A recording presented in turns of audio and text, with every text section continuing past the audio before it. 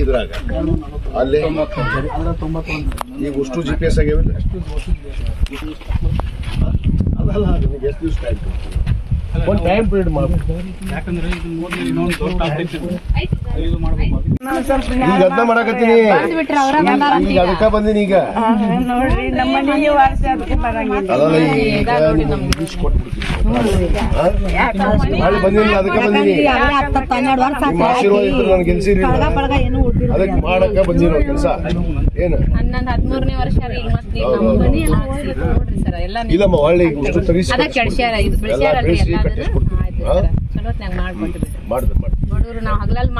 ಯಾರ್ಯಾರು ಒಂದಿಷ್ಟು ಮಂದಿ ಯಾವ ಉಳ್ದಾವ ಅಂತ ನೋಡ್ರಿ. ಯಾರು ಇದ್ರೆ ಅವ್ರಿಗೆ ಹೇಳ್ಬಿಡ್ರಿ. ಅವ್ರಿಗೂ ಸ್ವಲ್ಪ ಬಂದು ಇನ್ನೊಂದು ಇವೆಂಟ್ ಎಷ್ಟು ಉಳ್ದಾವಪ್ಪ? 8ರಿಂದ 10 ಉಳ್ದಾವ ಸರ್.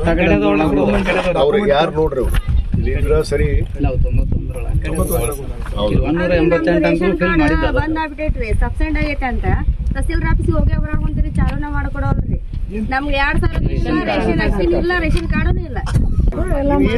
ರೇಷನ್ ಕಾರ್ಡ್ ಮಾತ್ರ ಸ್ಥಗಿತ ಅದಾವ.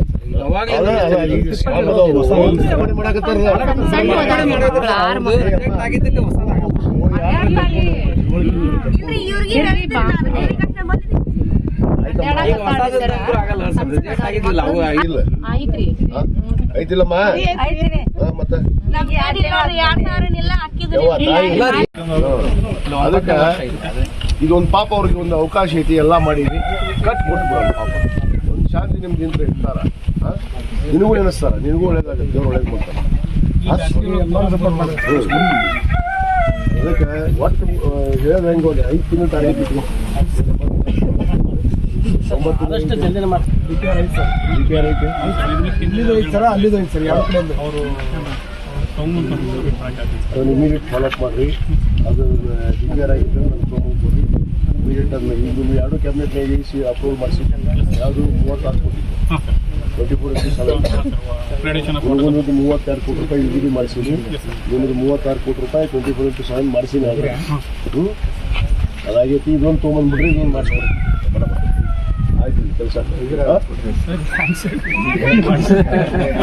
ನಿಮಗೆ 36 ಕೋಟಿ ಬಂದಿರತ್ತೆ. ಆತ 24 ತಾಸು ಹೆಚ್ಚುವರಿ ಏನು ನಳಗಳಾಗಿದ್ವಲ್ಲ ಅವಕ್ಕೆಲ್ಲವಕ್ಕೂ ಕರೆಕ್ಟಾಗಿ ಕೊಡ್ಬೇಕಲ್ಲ. ಜನಸಂಖ್ಯೆ ಜಾಸ್ತಿ ಆಗೈತಿ. 2014 ಮಾಡಿದ್ವಿ ನಾನು. ಮತ್ತು 24 25 ಏನಾದರೂ ನಾನು ಮಾಡವ ಯಾರು ಮಾಡಕ್ಕೆ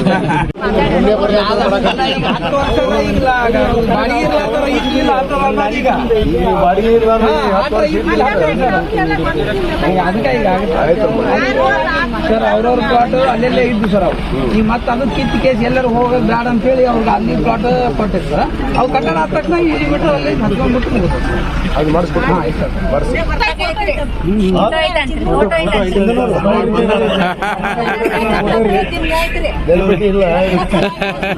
ಇಳಕಲ್ ನಗರದ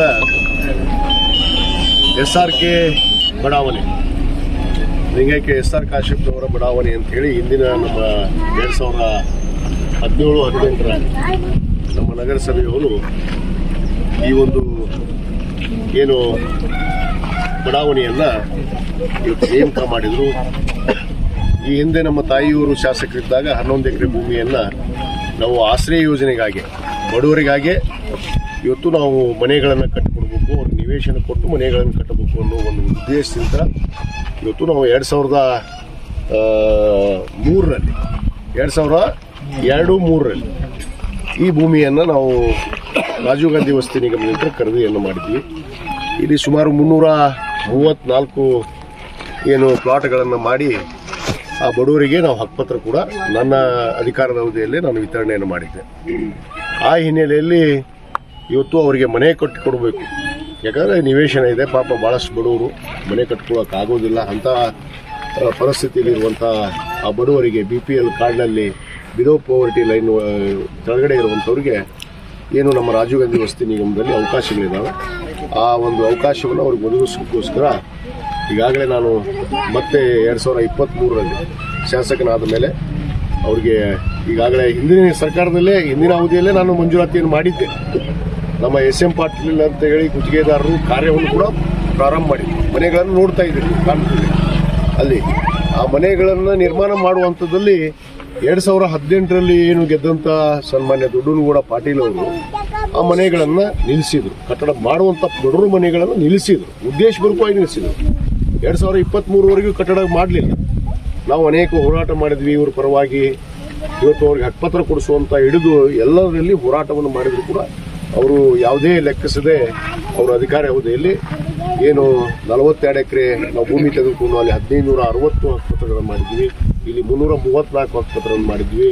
ಮತ್ತು ಗುರ್ಲಿಂಗಪ್ಪ ಕಾಲನಿಯಲ್ಲಿ ಸುಮಾರು 184 ಹಕ್ಕುಪತ್ರಗಳನ್ನು ನಾವು ವಿತರಣೆ ಮಾಡಿದ್ವಿ. ಇವನ್ನೆಲ್ಲವನ್ನು ಸ್ಥಗಿತಗೊಳಿಸಿದ್ರು. ಆ ಒಂದು ನಿಟ್ಟಿನಲ್ಲಿ ಇವತ್ತು ಮತ್ತೆ ಇವತ್ತು ಜನರ ಆಶೀರ್ವಾದ ನಾನು ಏನು ಅಧಿಕಾರಕ್ಕೆ ಬಂದಿದ್ದೀನಿ ಅವರಿಗೆ ನಿವೇಶನ ನಾನೇ ಕೊಟ್ಟಿದ್ದೆ. ಇವತ್ತು ಮನೆ ಕಟ್ಟಿಕೊಡೋದಕ್ಕೆ ಈಗಾಗಲೇ ಸರ್ಕಾರ ಸುಮಾರು 1,000 ಮನೆಗಳನ್ನು ಇವತ್ತು ರಾಜೀವ್ ಗಾಂಧಿ ವಸತಿ ನಿಗಮ ಮಂಜೂರಾತಿ ಮಾಡಿದೆ. ನಮ್ಮ ಮಾನ್ಯ ಮುಖ್ಯಮಂತ್ರಿಗಳಾದಂಥ ಸಿದ್ದರಾಮಯ್ಯನವರು ಮತ್ತು ನಮ್ಮ ಸಚಿವರಾದಂಥ ಸನ್ಮಾನ್ಯ ಜಮೀರ್ ಅಹಮದ್ ಖಾನ್ ಅವರು ಏನು 1,000 ಮನೆಗಳನ್ನು ಇಳಕಲಿಗೆ ಕೊಟ್ಟಿದ್ದಾರೆ ಮತ್ತು ಗ್ರಾಮೀಣಕ್ಕೆ 1500 ಮನೆಗಳನ್ನು ಕೊಟ್ಟಿದ್ದಾರೆ ಮತ್ತು ಹುನಗುಂದಕ್ಕೆ ಕೂಡ 500 ಮನೆಗಳನ್ನು ಕೊಟ್ಟಿದ್ದಾರೆ. 500 ಮನೆಗಳನ್ನು ಕಟ್ಟಡಕ್ಕೆ ಅನುದಾನವನ್ನು ಬಿಡುಗಡೆ ಮಾಡಿದ್ದಾರೆ. ಆ ಅನುದಾನದಲ್ಲಿ ಇವತ್ತು ಅವರಿಗೆ 1,000 ಮನೆಗಳನ್ನು ಕಟ್ಟೋದಕ್ಕೆ ಈ 334 ಇಲ್ಲಿ ಮನೆಗಳನ್ನು ಕಟ್ಟುವಂಥದ್ದು ಮತ್ತು 42 ಎಕರೆಯಲ್ಲಿ ಸುಮಾರು 700 ಚಿಲ್ಲರ ಅಲ್ಲಿ ಇನ್ನೂ ಉಳಿದಂಥ ಮನೆಗಳನ್ನು ಅಲ್ಲಿ ಕಟ್ಟಡ ಮಾಡೋದಕ್ಕೆ ಈಗಾಗಲೇ ಸರ್ಕಾರ ಆದೇಶ ಮಾಡಿದೆ. ಅದಕ್ಕೆ ನಮ್ಮ ಎಸ್ ಎಂ ಪಾಟೀಲ್ ಏನು ಹಿಂದೆ ಅವರೇ ಗುತ್ತಿಗೆಯನ್ನು ಪಡೆದು ಇದು ಪ್ರಾರಂಭ ಮಾಡಿದ್ರು. ಅವನ್ನ ಉದ್ದೇಶಪೂರ್ವಕವಾಗಿ ಇವರು ಹಿಂದಿನ ಶಾಸಕರು ಏನು ಮನೆಯನ್ನು ಕಟ್ಟಬಾರ್ದು ಅಂತೇಳಿ ಅವ್ರ ಮೇಲೆ ಅನೇಕ ಆರೋಪಗಳನ್ನು ಮಾಡಿದರು. ದುಡ್ಡು ಕಟ್ಕೊಂಡು ಓಡೋಗ್ಯಾರ. ಹಿಂದಿನ ಅಧ್ಯಕ್ಷರು ಕೂಡ ನಗರಸಭೆ ಅಧ್ಯಕ್ಷರಿದ್ದರು ಒಬ್ಬರು ಮೇಡಮ್ ಅವರು ಕೂಡ ಆರೋಪ ಮಾಡಿದರು. ಏನು ಗುತ್ತಿಗೆದಾರರು ದುಡ್ಡು ತಗೊಂಡು ಓಡೋಗ್ಯಾರ, ಅದನ್ನ ಶಾಸಕರು ತಿಂದಾರ, ನಮ್ಮ ಮೇಲೆಲ್ಲ ಆರೋಪ ಮಾಡಿದ್ರು. ಶಾಸಕರು ತಿಂದರು, ಎಲ್ಲಿ ತಿಂದರು, ಹೆಂಗೆ ತಿನ್ನಕ್ಕೆ ಬರುತ್ತೆ ಅನ್ನೋದು ಅವ್ರಿಗೆ ಕಾನೂನಿನ ಅರಿವಿಲ್ಲ. ಅವ್ರ ಅವಧಿಯಲ್ಲಿ DC ಕೂಡ ಮನವಿ ಮಾಡಿಕೊಂಡ್ರು ಇದು ತನಿಖೆ ಆಗಬೇಕು ಅಂತ. ಅವ್ರದೇ ಸರ್ಕಾರ ಇತ್ತು, ಅವ್ರದೇ ಜಿಲ್ಲಾಧಿಕಾರಿಗಳಿದ್ರು, ಅವರೇ ಶಾಸಕರಿದ್ದಾಗ ತನಿಖೆ ಮಾಡಿಸುವಂಥ ಎಲ್ಲಿ ಬರುತ್ತೆ ತನಿಖೆ ಮಾಡುವಂಥದ್ದು? ತಪ್ಪಾಗಿದ್ರಲ್ಲ ತನಿಖೆ ಆಗೋದು.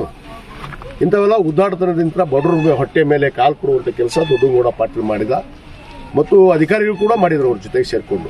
ನಗರಸಭೆ ಪೌರ ಆಗ್ತಿರ್ಬೋದು, ಜಿಲ್ಲಾ ಆಡಳಿತ ಇರ್ಬೋದು, ನಾವು ಅನೇಕ ಹೋರಾಟಗಳನ್ನು ಮಾಡಿ ಮನವಿ ಮಾಡಿಕೊಂಡ್ರು ಕೂಡ ನಮ್ಮನ್ನು ಯಾರನ್ನೂ ಕ್ಯಾರೆ ಅನ್ನಲಿಲ್ಲ ಹಿಂದಿನ ಸರ್ಕಾರದಲ್ಲಿ. ನಾವು ಅದಕ್ಕೆ ಈಗ ಮನೆ ಕಟ್ಕೊಳ್ಳುವಂಥ ನಿಟ್ಟಿನಲ್ಲಿ ಈಗ ನಮ್ಮ ಎಸ್ ಎಂ ಪಾಟೀಲ್ ಅವರು ಗುತ್ತಿಗೆದಾರರು ಈಗಾಗಲೇ ಮನೆ ಕಟ್ಟಡವನ್ನು ಪ್ರಾರಂಭ ಮಾಡಿದ್ದಾರೆ. ಸುಮಾರು 6 ತಿಂಗಳಲ್ಲಿ ಅವರು ಮನೆ ಮುಗಿಸ್ಕೊಡುವಂಥ ವಿಚಾರದಲ್ಲಿ ಈಗ ಹೊಂದಿದ್ದಾರೆ. ಇವತ್ತು ಈ ಮನೆಗಳಾಗಿರ್ಬೋದು, ಇಲ್ಲಿ